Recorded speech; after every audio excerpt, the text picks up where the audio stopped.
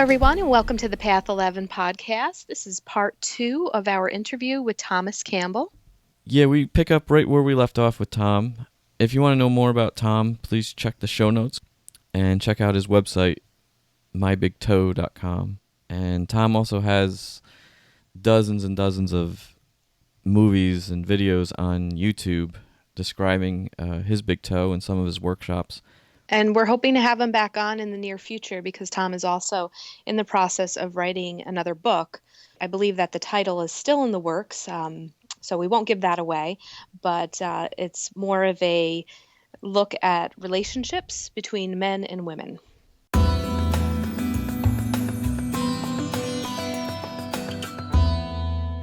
I wanted to kind of talk a little bit about the high entropy, low entropy, fear, love, and the probable future database, all in one question. Okay.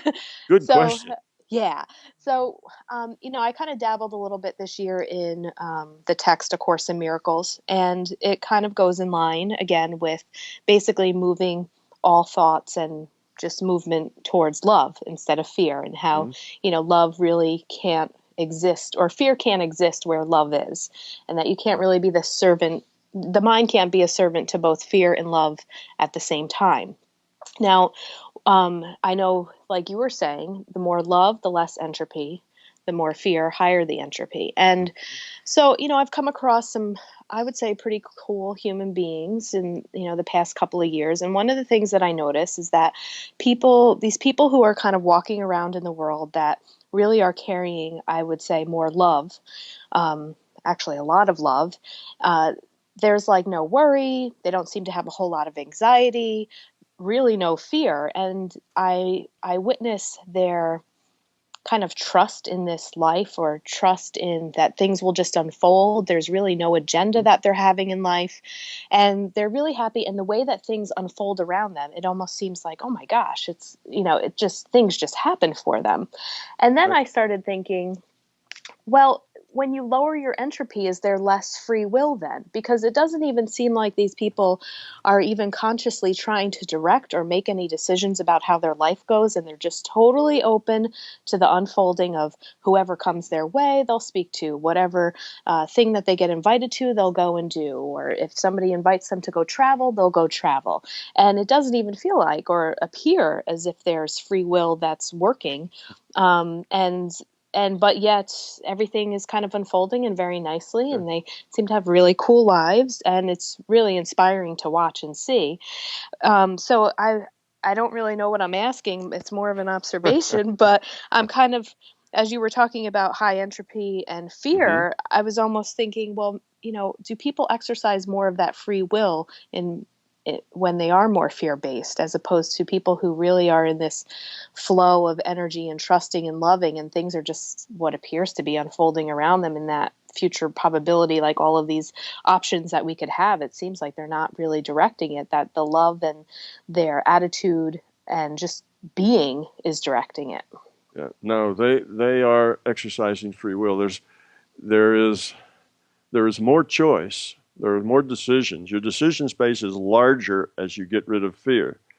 They are just they're making choices to do these things. It's not that they're just, kind of falling into things. They're choosing to do this. And somebody says, would you come talk on this subject? They choose to do it.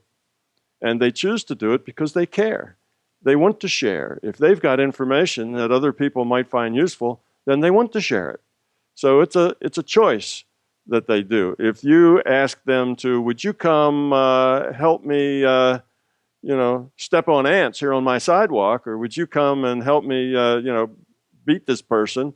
They would say no. They would not do it. They are exercising their free will. Everyone has free will, and everyone has complete and total free will. Most people, though, don't understand what free will is. Free will is the freedom to choose among the choices that you have. So let's say there's an event, something's happened, some stimulus comes to you, and there's 10 ways that you could respond to that. okay, then you have the free will choice to pick which one of those 10 ways you could respond to that. Let's say the thing that happened to you is that somebody said something really rude to you. Okay, now you got 10 ways that you can respond to that. One of them is to get angry. One of them is to, slug them. One is to cry and run away. One of them, you just go on and on, all the different ways you can respond to that. And another way to respond to it would be to wonder why this person feels that strongly, and is there anything that you could maybe do to help them see a bigger picture, because they seem to be in distress and upset, and you start thinking about them and how it is you could maybe help them be happier and see a bigger way, you see. So that would be the love way. That would be the caring way. Now, out of those 10, we're free to pick. We can pick any of those ways. They're all possible for us to do. So we take responsibility for our choices. We don't say, oh, that person makes me angry. It's, I choose to be angry. And why do you choose to be angry? You choose to be angry because of your ego. And why do you have an ego? It's because of your fear. So you're acting out of fear when you get angry. So everyone has the free will to choose among the things that are in their, that are in their decision space. Now that person, let's say that had an insult hurled at them, somebody insulted them, said something rude to them. There may be 100 ways that they could respond, but they only know of 10 of them. You see, we don't even count the ways that they could respond that they don't know about. Their decision space, as I define decision space, is just those 10 things that they could do, that they could choose to do. There may be other things that they could do that are not in their reality. So that's decision space. And people who are loving have a larger decision space because there's more choices they have of things that they could do. And they take the choice of the one that's caring, the one that helps other people. And when you do that, you're not struggling against the current of evolution. You're swimming with it. So everything gets a lot easier. Life unfolds at your feet and gives you what you need as you need it. Things work out. It's like this. I can summarize life in a very short sentence, and that is, stuff happens and we get to deal with it. That's what life is. It's a series of stuff happening and we get to deal with it. Now, most everybody puts their focus on the stuff that's happening. Everybody tries to make sure that that stuff that happens is the stuff they want to happen. It's all about making the life that you want go your way, the stuff that happens. So you want your spouse to do those things that are the way you would like them to do them. You want your children to grow up and be the way you'd like them to grow up and be. You'd like, anything. You try to manipulate, you try to arrange so that it comes out in the way you think is best or the way you want it to come out.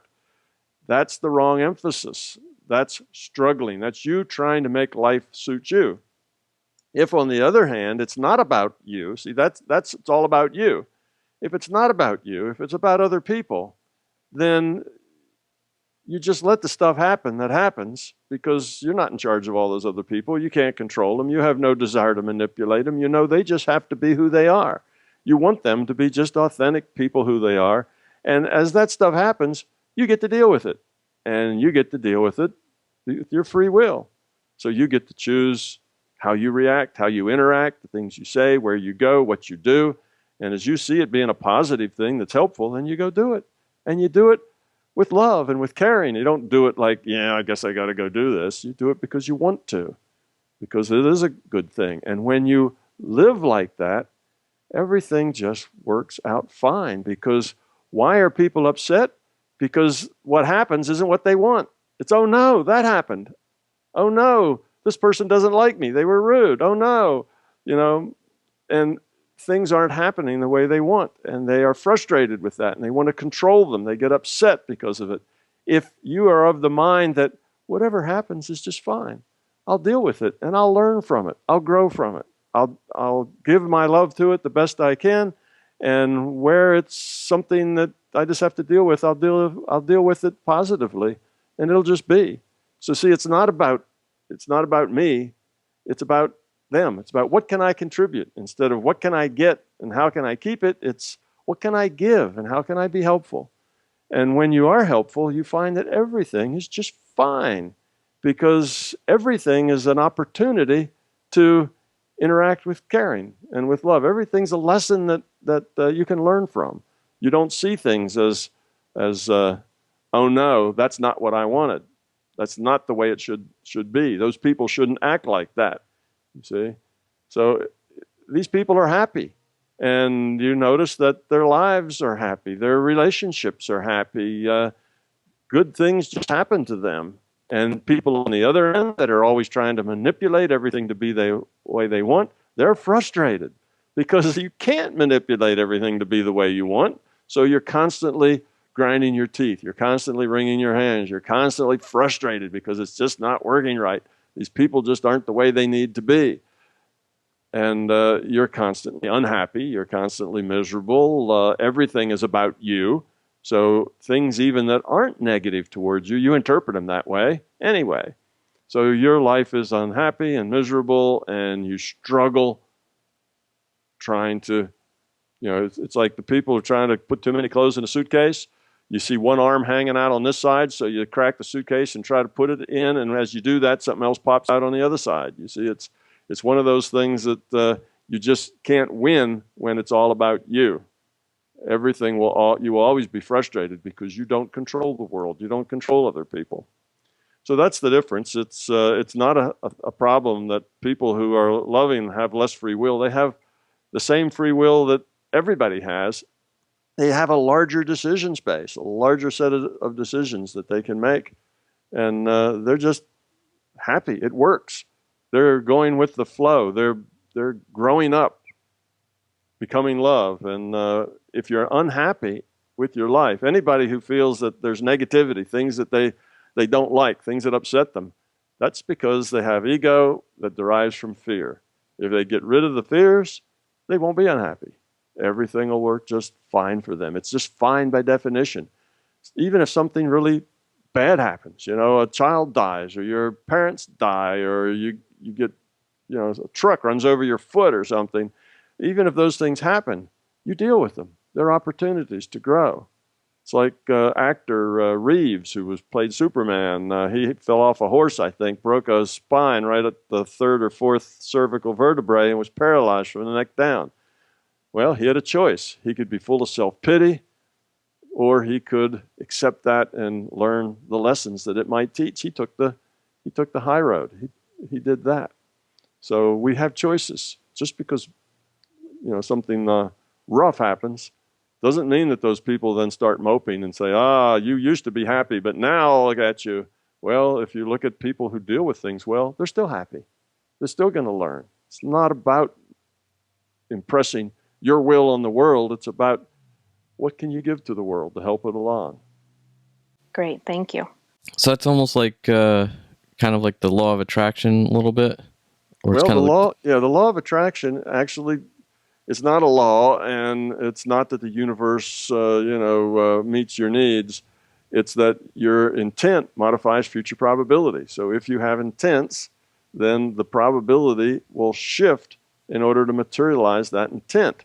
But you see, it works for every intent. So if your intents are very fearful, you will, the future will adjust itself to deliver to you what you fear, because that's the intention. Your intentions are fear-based. So it works both ways. Now, if you think you want to make the world, what's Janis Joplin saying that song, "Dear Lord, please give me a new Mercedes Benz."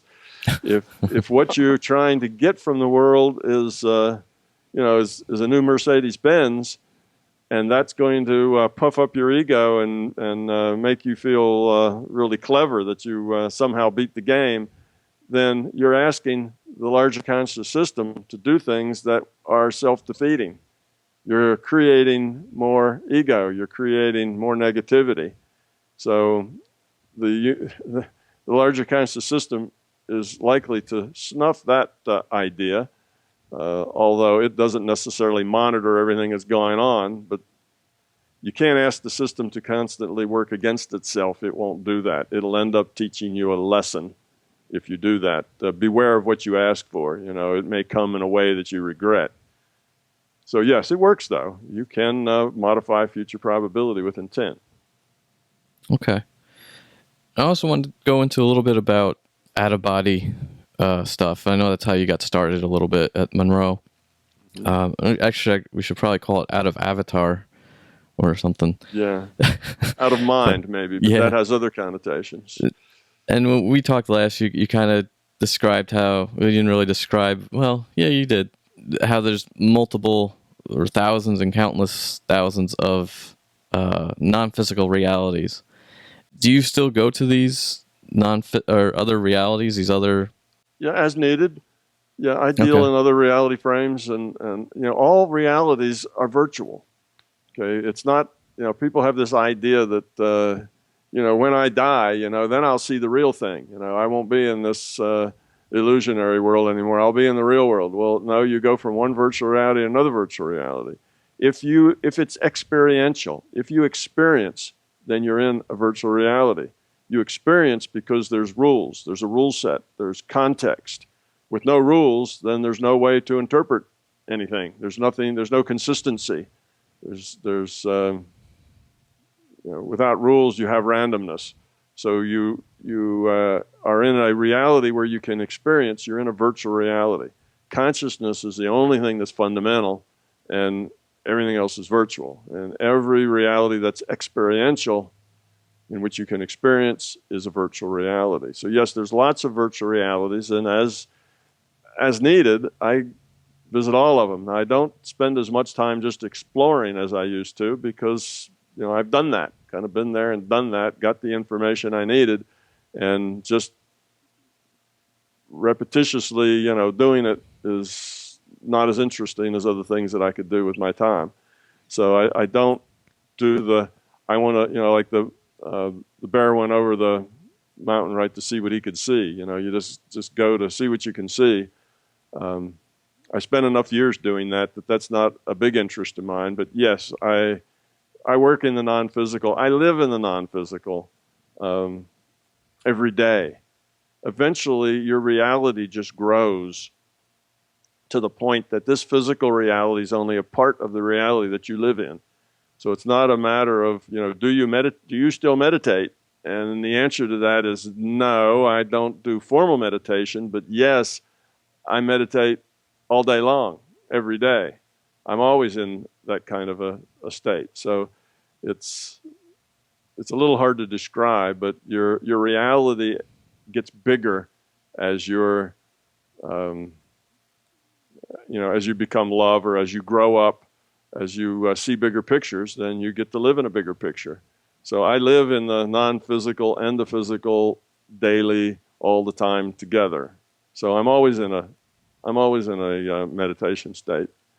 I don't know, a little difficult to explain. I don't know whether you're getting that or not, but the answer is yes, I'm still connected with those things, and I still use them, but not just to see what I can see anymore. That's more, if I continued to do that, it would almost be more entertainment, because I've seen all of what was required of me to see to come up with a theory of consciousness, and turned out to be a theory of reality and a theory of physics as well.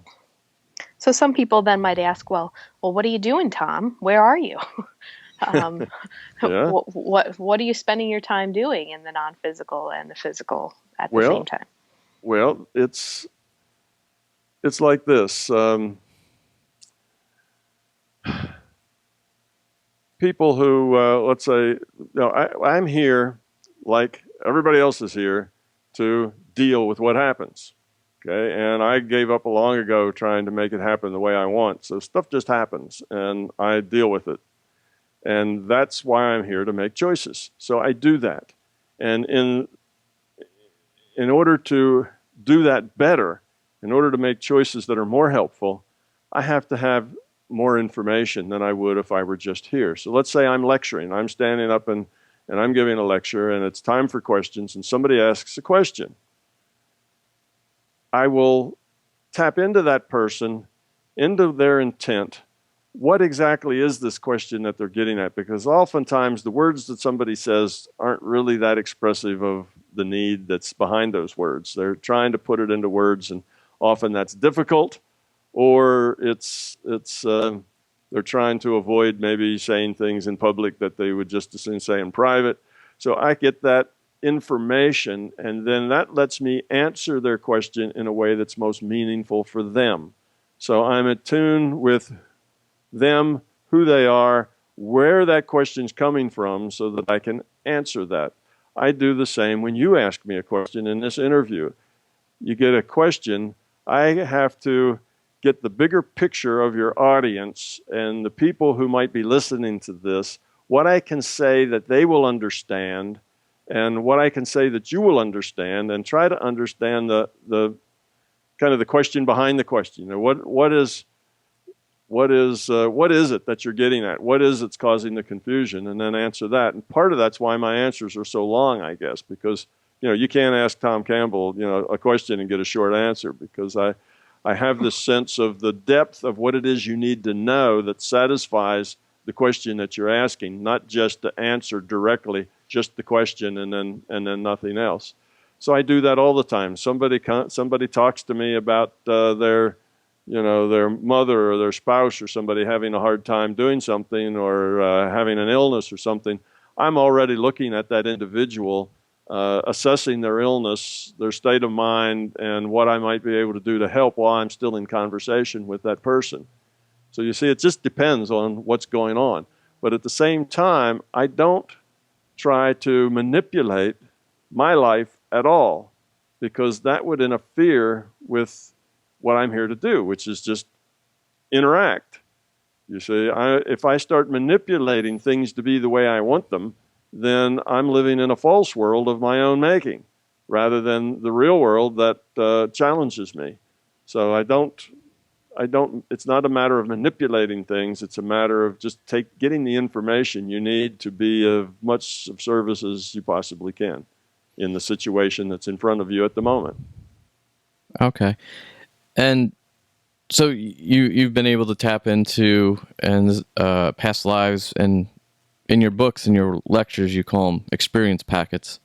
Yes, I try to avoid some of the nomenclature that comes with baggage. People have an emotional connection. If you talk about reincarnation, then there's a certain number of people who will bristle immediately at that, and others who will immediately, grab onto it based on their own sense of it.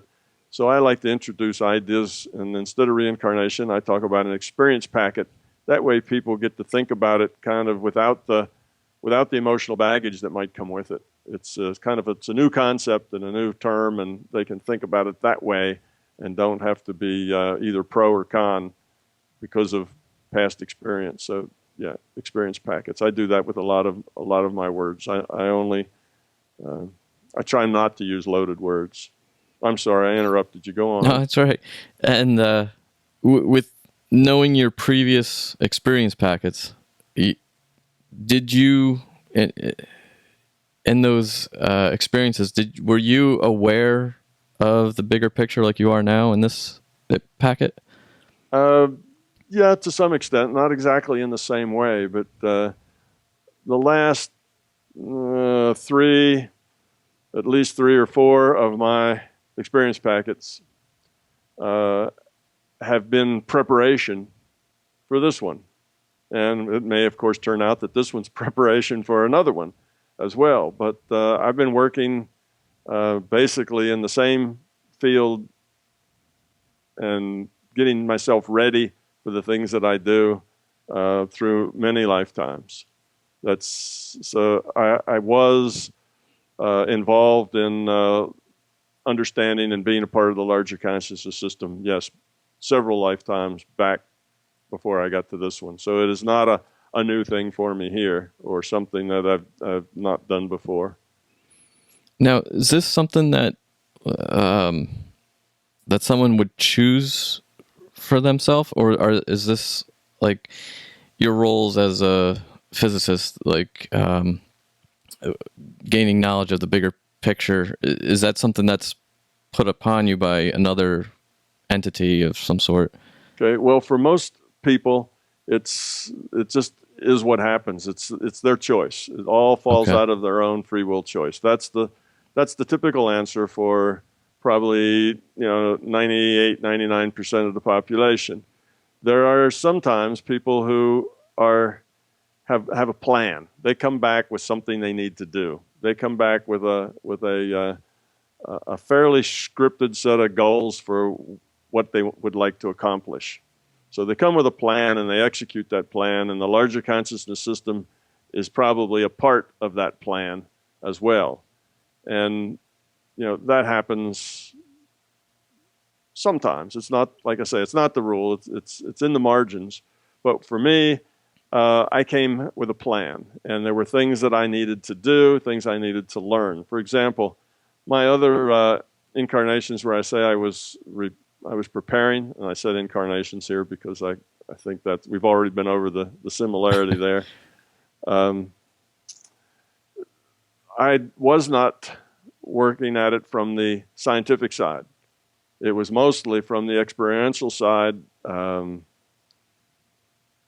when I was a young person here in this lifetime, I was very right-brained. I could intuit things. I worked with my mind. I modified. I was 5 or 6 years old, and I was actively, modifying future probability with my intent. I already knew how all that worked. So I was a very right-brain person.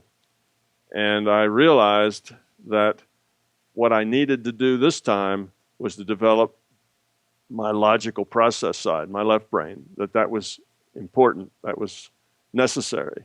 So though mathematics was very difficult for me, because mathematics is a logical process, not an intuitive process, I knew I had to learn that.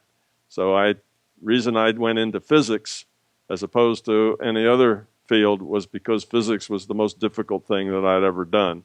It was the most challenging thing, and because I had an intuitive sense that is what I needed to do. So my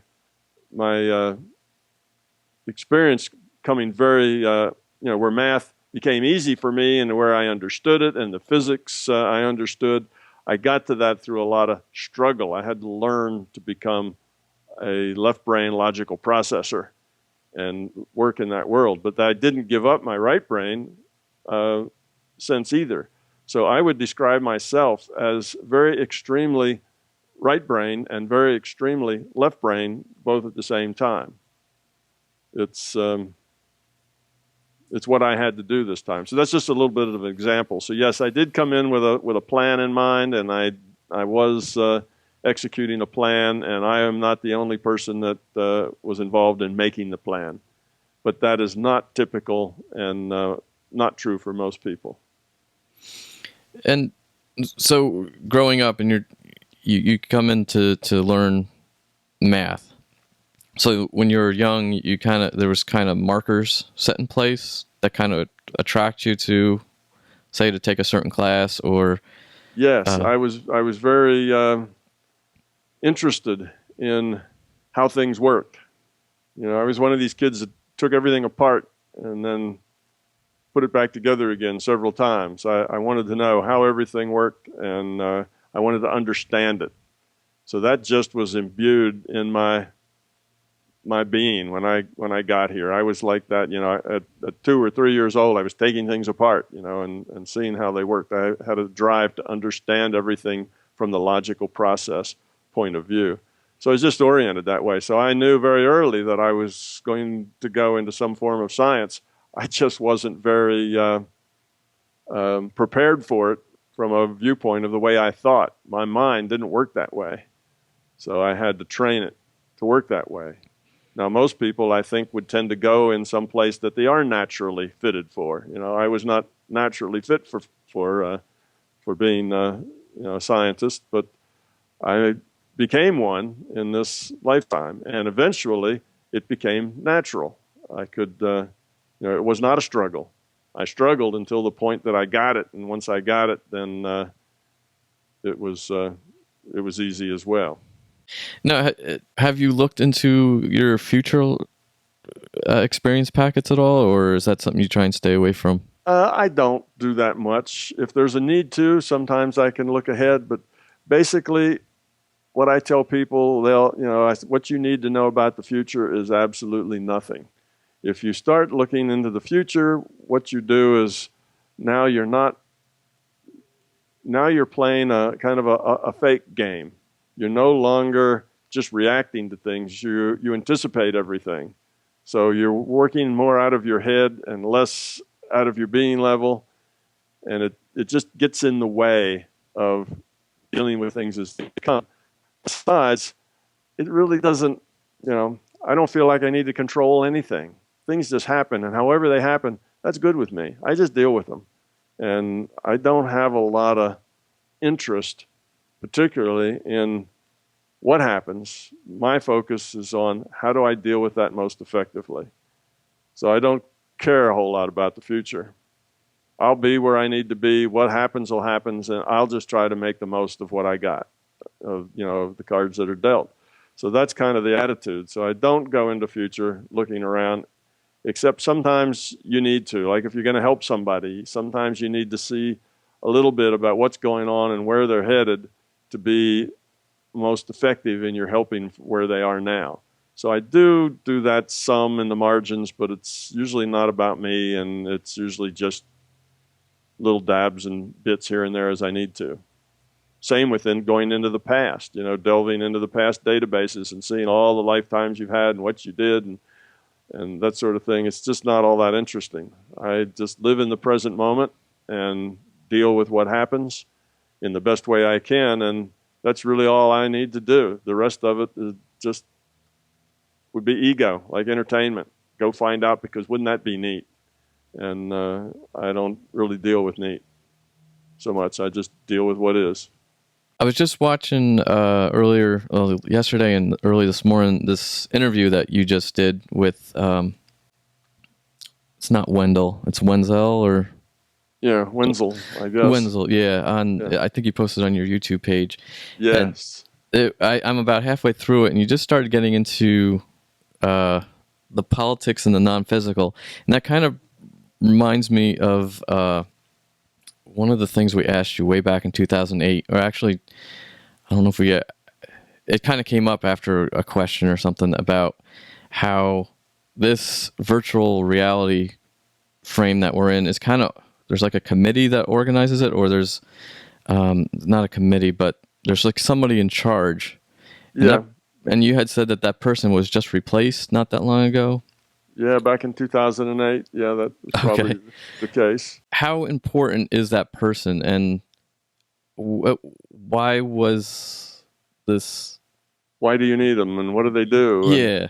All that kind of stuff. Yeah.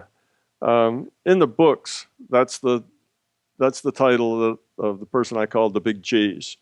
And the reason I gave him that name, the Big Cheese, is because I don't want people to take it too seriously. I don't want them to get too wound up in it. So I try to put a little tongue-in-cheek humor in it so that people will not get too wound up over this role of the Big Cheese. But whenever you have a complex structure, that's particularly a social structure as consciousness is, you have to have rules. You have to have some structure in it.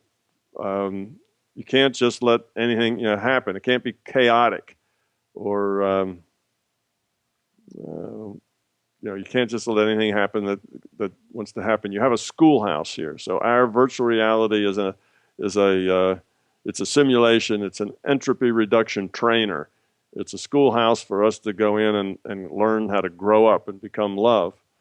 So one of the rules that you have then is that other entities, other individuated units of consciousness that are not participating in this schoolhouse just can't come in and run through the halls and disrupt the classes and beat up the kindergarten kids and steal their lunch. You have to have rules in order to have your schoolhouse have integrity that says that the people in the neighborhood just can't come walking through the school anytime and create disturbances.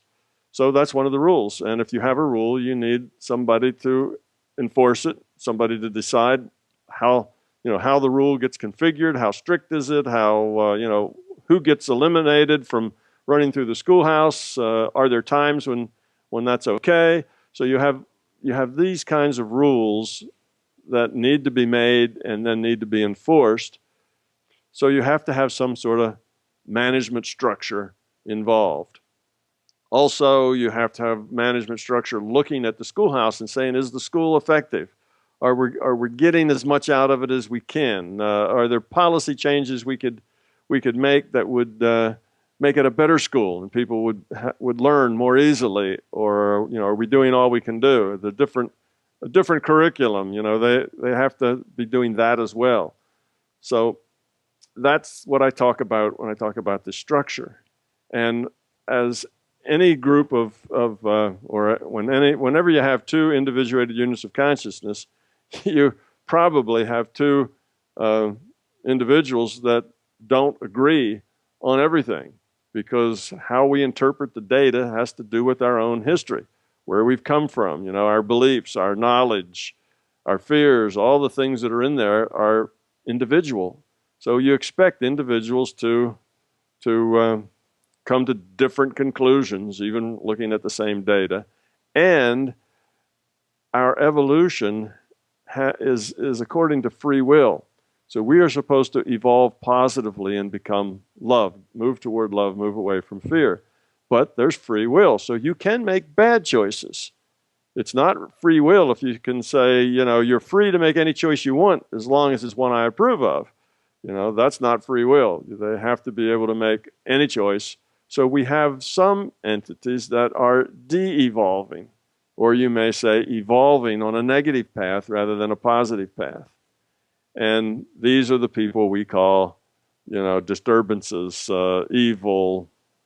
I guess in religion they're the demons or the devil or whatever. So it's the entities that are de-evolving, moving toward fear, control, force, as opposed to those that are moving toward love, cooperation, caring, being helpful. So if you have then the good versus evil struggle, the good versus evil dichotomy going on everywhere, not just in this virtual reality, but it's going on in the larger consciousness system as well. It's going on other virtual realities. It's kind of the nature of things because we have free will. So that's why we need rules and we need some structure to deal with that. And even people on the same side disagree with each other because they come from different backgrounds and environments and beliefs and so on. So yes, there is a political aspect to the larger consciousness system because it is a social system, because it's made up of individuated units of consciousness, and some have evolved positively a whole lot, some have evolved negative a whole lot, and most everybody else is somewhere in between that. So that's kind of the background of why we have it, what it is, and the particular manager, if you will, of where our virtual reality, the part of the larger conscious system where our virtual reality takes place. That's the one I call the big G's. And the big G's tries to be have a very light touch with his management. And there's not a lot of levels to management. It's a very shallow organization, in such that it's not like vice presidents and then division chiefs and then section heads, and it's not like that at all. It's pretty much just a level, the larger consciousness system, the big G's, and that's it. There's not a lot of structure beneath that. But anyway, there are arguments on how to best make this virtual reality as effective as possible. And some people would say, you need to do it more this way, and other entities would say you need to do it less that way and more this other way. And there's some struggle involved, and the big G's is the one that makes final decisions. So that's kind of the idea. It's all about how to optimize the situation that we've got. Now, with the change of the big cheese in 2008 or so, actually it happened before that. When I told you that, I said it was in recent history. But as these things go, 10 or 20 or 30 years is kind of almost yesterday. You're almost on, we talk about geological time, where 100 years is not a whole lot of time as far as the geological changes on the earth. Well, in this consciousness time, a decade is yesterday. So it was, okay. I could probably take a little while to pinpoint it closer than that, but it was probably in the 1990s or so, 1980s and 90s is when this took place. Back in that time frame, when the change took place. Okay. But in 2008, I'm still saying it was recent. Yeah. Because these things don't change much. It's a very, very stable system. Now, when the change happened, was there any big policy change that we would have seen here in the physical, or is it pretty much kept the same? And no, there was a policy change that we would have seen here in the physical, and that is that the previous administration had more of a policy of hands off. Let things happen the way they happen. Let things be however they are. You don't step in and you step in as little as possible. Just let the natural process work itself out. That was their idea. And what had happened under that policy was that in the struggle of good versus evil, the positive side, the good side, basically would abide by that. It wouldn't intervene in things. It would let things happen, and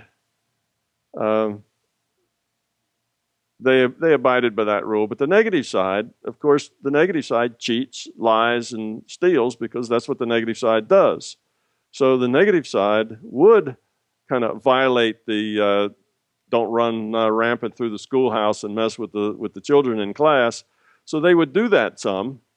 And as long as they didn't push it, but so far they were getting away with it because it was, well, that's no bad. We don't really want to interfere. Yeah, they're just like that, but that's okay. We can deal with that. The kids will find out what the rough side of life is, but they'll have to deal with that too. And it was that sort of thing. So the negative side had been growing stronger and stronger and more influential over many, many, many decades, probably, over many centuries, and had become almost unstoppable to the point that it was about to a tipping point where if it went much further, there would be really hard for the good to keep going. It was kind of tipped everything would slide to the negative. It would be out of balance. So as it got nearer to this out of balance phase, then changes were made. And that philosophy was gone, and we had another philosophy that said, yes, it's good to just let things be, but you also have to enforce the rules. They're there for a purpose, and we're not going to let negative just run roughshod and do what it wants, and we just kind of accept it because that's life. We're going to push back, and we're going to enforce these rules, and we're not going to allow that anymore. So that was the change, and it did make a change here in our physical reality, but nobody, of course, would notice because this is a policy change at a very high level of things. What happens on day-to-day streets is not noticeable. So it's not like they came in and manipulated things and moved people around on a chart. It's not like these are gods playing chess with the people.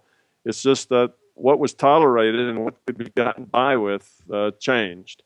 And negative side suddenly had a lot tougher going. They couldn't just do the things they were doing, which was creating more chaos and more negativity and more fear. That was not eliminated, but it was toned down a whole lot. And then it was a struggle to move things the other way. And we've been struggling. And again, we're talking about what, through 2 or 3 decades. So it's, that struggle's ongoing, and we're at a part that's a little further back than we could have been. But anyway, that's what happened, and yes, it does affect what happens here. Not directly. Nobody's mind has changed or picked up and moved a piece from here to there, but just indirectly by the fact that negativity did not have a carte blanche like it had before. Is that, I'm going to reference the Explorer files from the Monroe Institute. Mm-hmm. In some of those, they were talking about major Earth changes I think in the late 80s, it was due to hit or something. And I know some other channelers from that time had talked about, big changes coming, earthquakes, volcanoes, and is that part of that policy change, or is that something different? Yeah, that policy change probably did affect some of that, but there was a couple of things going on there. One, those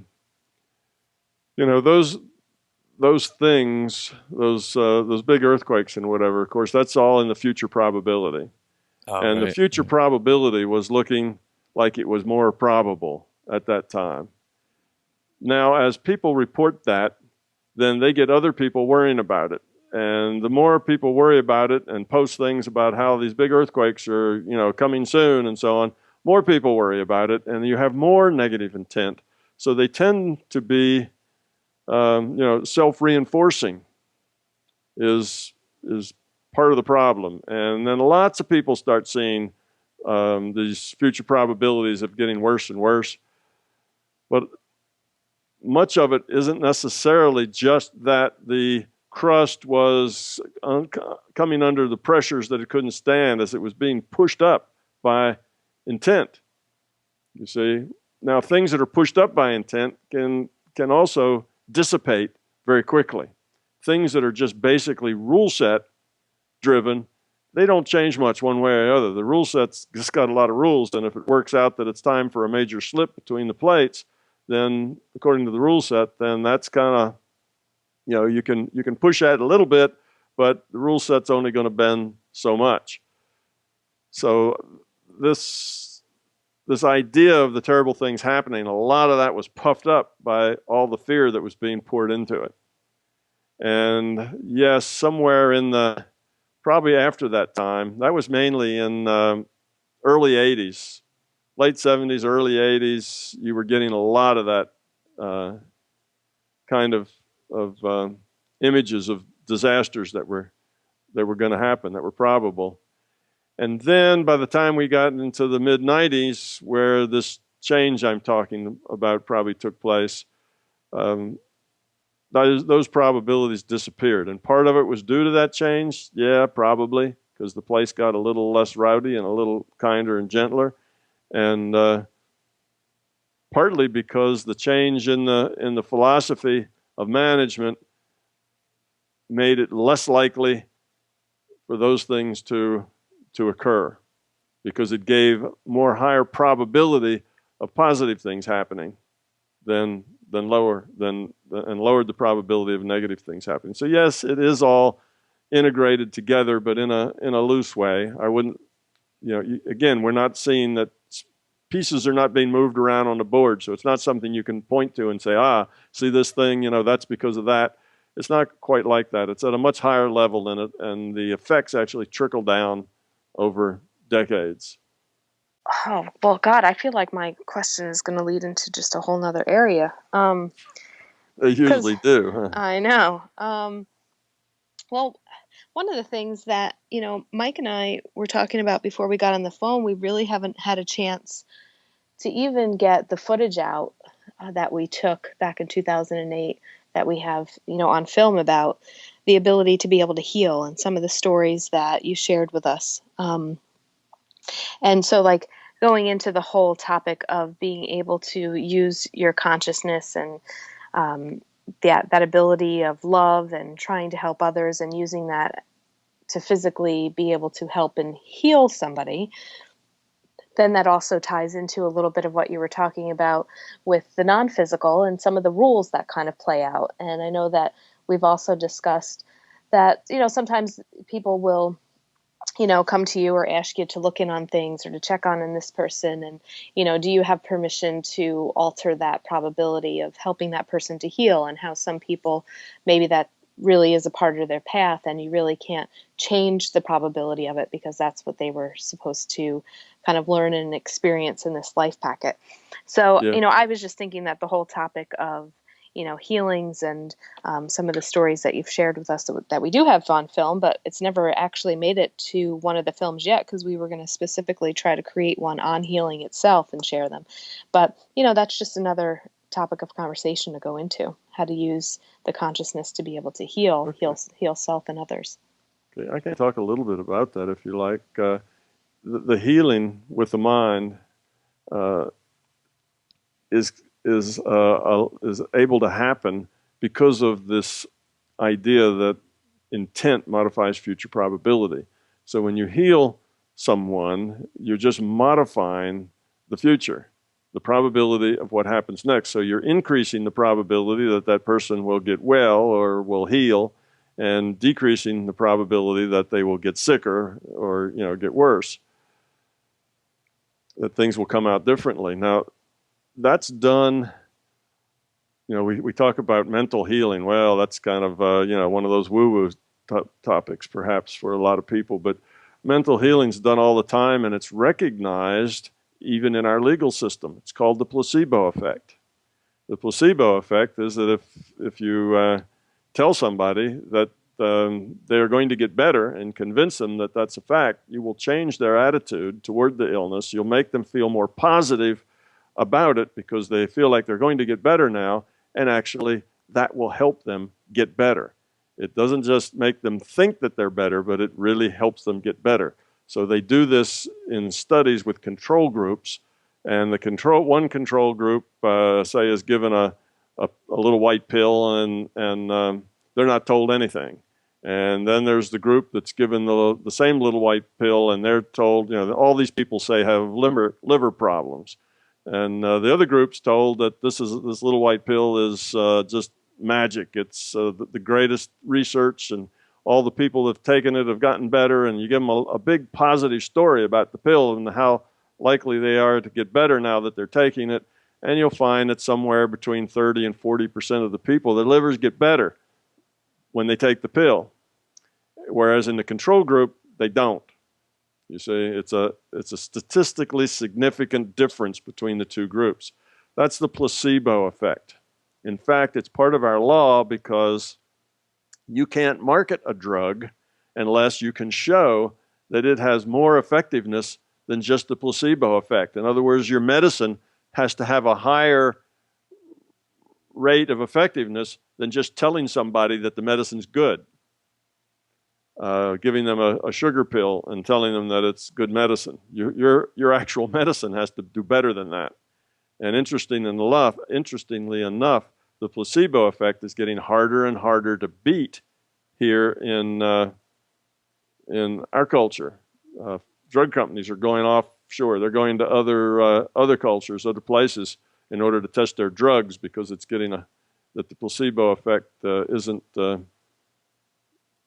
is getting a harder and harder thing for them to deal with. Anyway, the placebo effect is mental healing. It's the mind, it's the intent changing health. And it's not that it's just making people think they're better. It actually, statistically, compared to a controlled group, makes people heal better than they would if you didn't have that positive intent going. So the ability to heal with mind is not a woo-woo item. It's a solid piece of science that's in our legal system that happens. So now if you learn and practice to heal with your mind, you can get a lot more effective at it than just the 20 or just the 30 to 40% that you get with an untrained person. Now the patient who just feels better and more positive about their outlook, you'll do a lot better and be more effective. So healing with your mind is modifying future probability, and there's some responsibility that comes with that.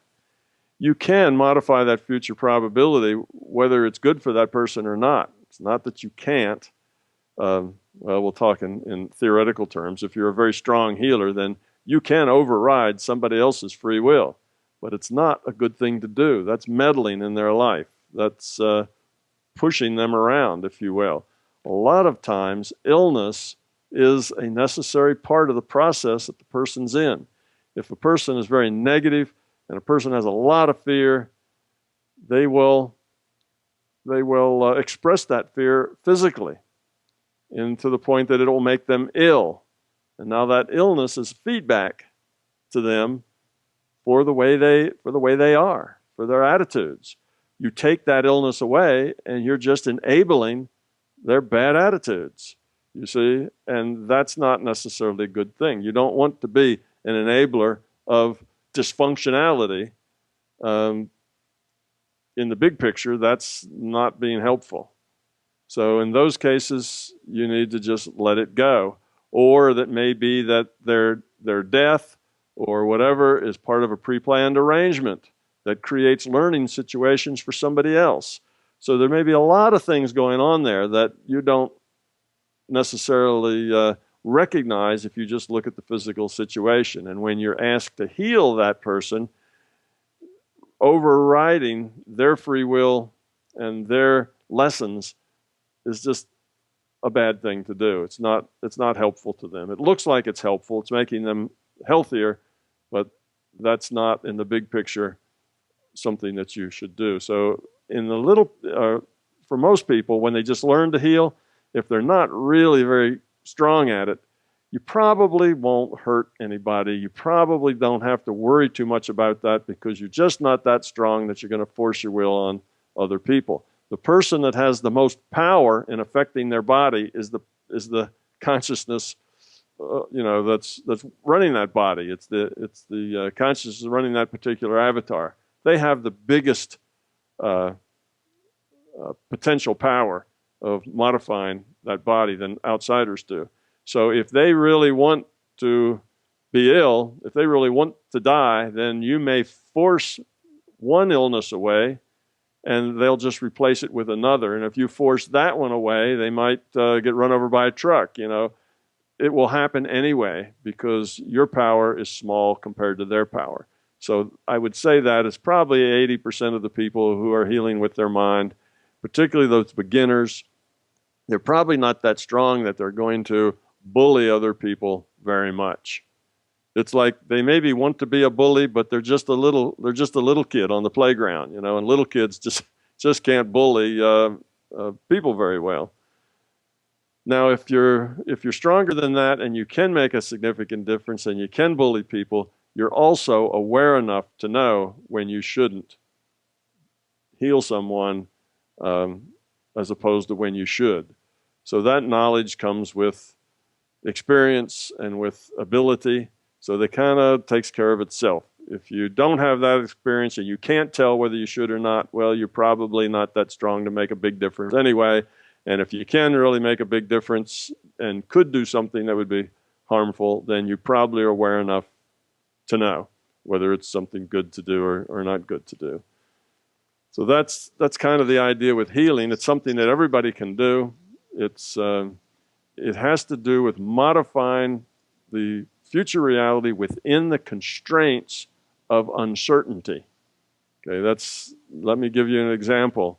If somebody says, I have this lump under my skin, and I've got next month I'm going to go see a doctor, they're going to do a biopsy. Well, at that point, there's a lot of uncertainty as to what that lump under their skin could be. It could just be, I don't know, anything that's benign. It could be something that's of no problem whatsoever. Lumps happen sometimes. Or it could be cancer. Or it could be a very vicious kind of cancer, a very fast-growing cancer. Or it could be a very slow-growing one that's located just in that lump and can be easily removed. There's all sorts of possibilities of what that lump might be, which creates a lot of uncertainty about what it is. Within that uncertainty, you have an ability to modify future probability, okay, but only within that uncertainty. Now, the month has gone by, the person has gone to the doctor, they've done a biopsy, it comes out that it's cancer, so he goes to another surgeon who also does a biopsy to get a second opinion, and that turns out to be cancer. And the cancer turns out to be, a fairly aggressive one. And you have all that, and now they come to you and tell you, I've got this cancer here and under my skin. Can you help me? Well, now you can modify the probable future within the bounds of the uncertainty of that problem. You see, now there's a lot less uncertainty, and it's a lot more difficult to do much. So if you're kind of a weak or mediocre healer, then you're kind of up against the wall. It's kind of hard to deal with that. If you're a very strong healer, you still may be able to affect it because you can move more probability than a weaker healer. But it's harder. It's going to take more effort and more work because you have to overcome a lot of probability. In other words, the probability that this is cancer, now with 2 biopsies it says it is a very high probability. And for you to work that high probability down to something much smaller takes a lot of work. So it's that kind of things. Not that it can't be done. And because the body is so unknown into how the body works, we're just scratching the surface with our medical science. And because some people do have spontaneous remissions from cancer, and weird things happen all the time in biology and in medicine, then that gives you some uncertainty, again, that you can deal with. Even though you've had the 2 biopsies, weird things do happen sometimes, but they're less probable. There's still less uncertainty there, you see, than before. So that's kind of the rules around healing and some of the things you have to be concerned with. You don't want to override somebody else's free will decisions. That's not on their learning path, even if they ask you to do so, because they, on the surface, want to get well, yet they, underneath, may be creating this illness. So you have to know when to heal and when to let it be, and how much you can do. You may just want to give a person a lot of energy that makes them feel better, or give them less pain, or let them use that energy however they will, as opposed to you using it according to your own will. That way you give them something to work with without actually manipulating their situation. So there's ways to still help people without overriding their free will. Right. Did I get what you wanted there? Yeah, exactly. And I remember, I consulted you probably last year on a case that I was working on of a pretty good friend of mine from high school, and she was diagnosed with cancer. It was colon cancer and went to liver, and, she was my age. And I remember, she asked for Reiki, quote unquote Reiki, and healing sessions. So I was a part of her, treatment plan for about 2 years that she survived it.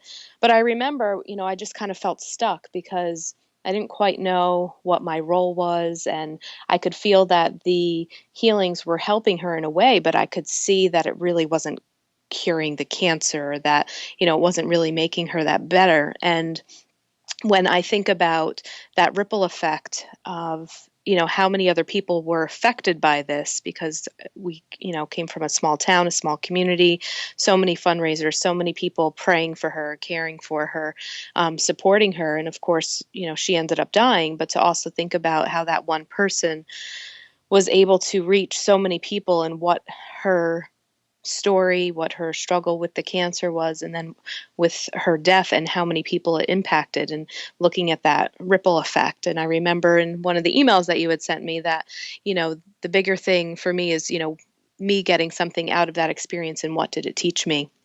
And a lot, personally for me, kind of came out of that experience, just from a healing perspective, from a friend perspective, from an individual being the same age and seeing somebody die at that age, and what that did for me, and looking at life in itself. So you had mentioned something a little bit earlier about that impact and how it can affect so many people, which made me think about a near-death experience.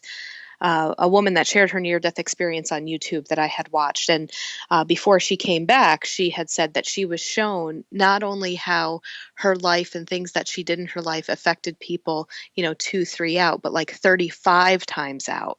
And being in the physical, she had no concept of that, or, sometimes we're not even privy to, how we can impact on X amount of levels.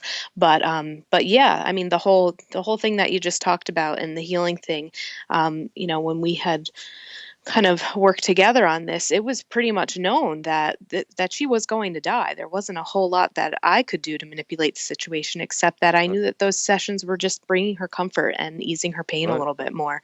But yeah, so yeah, that definitely answered my question. And I know that we're kind of coming close to the end here. So Mike, is there anything else that you wanted to do to just kind of wrap up our interview?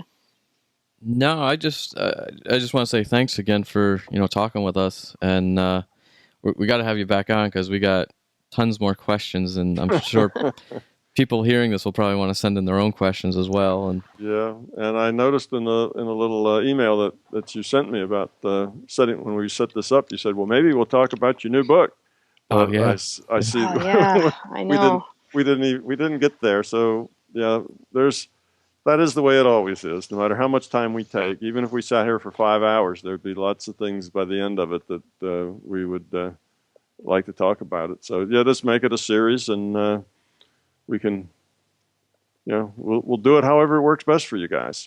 I know it was a few months ago you had work being done on your website. Is that? I did. It's done now. So my website's probably at about 90%. It's up and it's working. Okay. And that's a big improvement just by itself. There's some details with it that aren't quite fixed yet, and those are getting fixed slowly as we go. But yes, I do have a website, and it actually works. And it still has the famous bulletin boards on there, right? The bulletin boards. The forum. The forum. That's the forum. Yeah, you can go to the forum. Yeah, that forum is an ongoing thing, and there are literally many thousands of posts. I've myself have I don't know how many thousand, probably more than 1,000 posts there. Plus, a lot of other very knowledgeable people have posted things there. So there's a gold mine of nuggets. You just have to dig them out. It's I suggest that people with questions go to the forum first, because that's the place that you can most easily get your answer. I'm hard to get hold of because I get so much to do that getting hold of me for an answer in email or on the internet is a lot harder than getting an answer out of the forum. Yeah, I remember. I haven't been on the forum in probably a few years, but I remember the being able to go on there and seeing that you did have people helping you out, answering questions that knew your material very well, and they were very friendly, and they pointed people in the right direction. I thought that was very nice. Yeah, it's a good place to go with questions. Yeah, thanks so much for your time. We know you're a busy man, and we love sitting down and talking with you. So thank you so much. You're quite welcome. I enjoy it. It goes out and people learn. That's good. If you'd like more information about our films or to purchase our DVDs, you can head on over to our website at thepastseries.com. They're also available to purchase on amazon.com. Our films are also streaming online at vimeo.com, gaiamtv.com, and iTunes. If you have a show suggestion or would like us to interview someone specifically, please feel free to shoot us an email at info@thepastseries.com or send us a tweet at thepastseries. Please rate and review us in iTunes and subscribe. We hope you enjoyed the show.